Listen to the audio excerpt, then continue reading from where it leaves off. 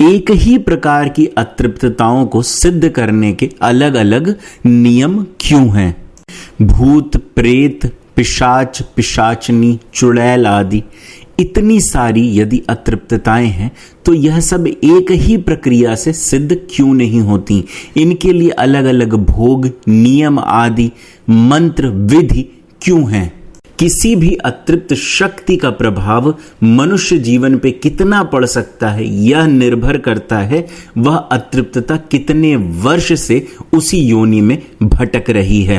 यह मान लेना कि सिर्फ मनुष्य जन्म प्राप्त हो जाने मात्र से ही आपको ही सिर्फ सिद्धि करने का सुख प्राप्त होगा, यह पूर्णतः सही नहीं है। अतृप्तता से मुक्तावस्था तक शक्ति को अपने अंदर परिवर्तन लाने के लिए नाना प्रकार की कलाओं को धारण करना पड़ सकता है। यह आवश्यक नहीं है कि अतृप्तता, भूत, प्रेत, बेताल आदि को मनुष्य जीवन लेना आवश्यक है अपनी अतृप्तता से मुक्ति के लिए। वह मनुष्य के माध्यम से भी प्राप्त नाना प्रकार के भोगों से अपनी उस अतृप्तता वाले जीवन से बाहर निकल सकते हैं। नाना प्रकार के विधि और नियम इसलिए हैं क्योंकि अतृप्त योनि में भी नाना प्रकार की श्रेणियां हैं।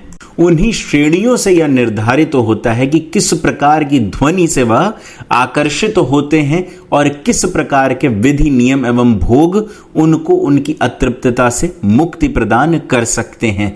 एक अतृप्त शक्ति के लिए, आपके लिए कार्य करने हेतु अतृप्तता से मुक्ति के अलावा और कोई बड़ा कारण नहीं हो सकता है।